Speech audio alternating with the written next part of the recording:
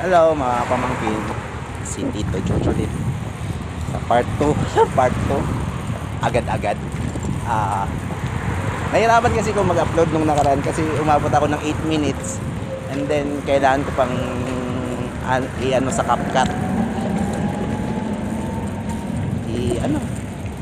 Hindi naman ako techie. Hindi ako, I'm not a techie person. Ano, I have a lot of things in my plate. Wow, a lot of things in my plate. Ano-ano. Walang pakwenta-kwentang bagay siguro. Baka ganun. So anyway, back to the topic.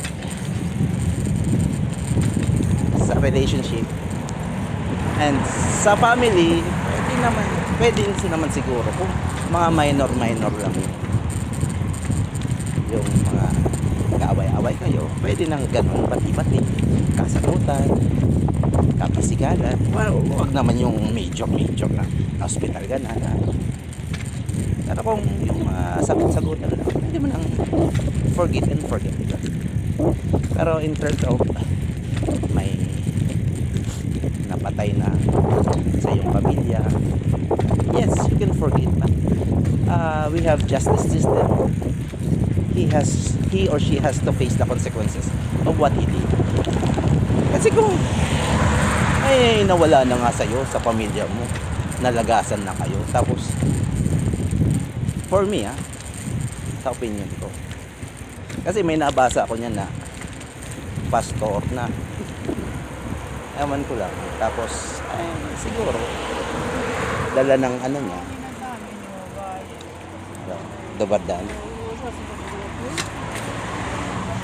dala ng ano niya, religious sa kanya yun, pinorgive niya, tapos kinonfront pa siya nung killer nung anak na ako yung pumatay sa anak. Siguro sa akin, pero papakulong ko pa rin yun kung ako. Mapapatawad kita, pero may justice system tayo.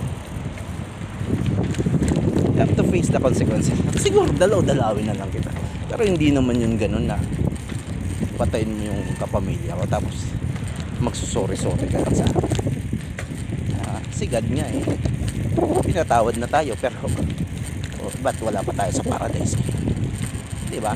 We have to face the consequences. Hindi pa tayo dinala sa Garden of Eden, diba? Because we did something wrong and we have to face the consequences of what we did. Kung tamad ka, okay, pinatawad ka ni God, pero magdusa ka, wala kang pera, mababa ang grades mo, diba? Mababa self-esteem. Ganun talaga. Yun lang naman ang opinion. Sana kung naintindihan, sana malinaw ang message ko sa inyo na hindi lahat ng bagay is forgive and forget. There are some level of things that has been done to you which is wrong, that kailangan ng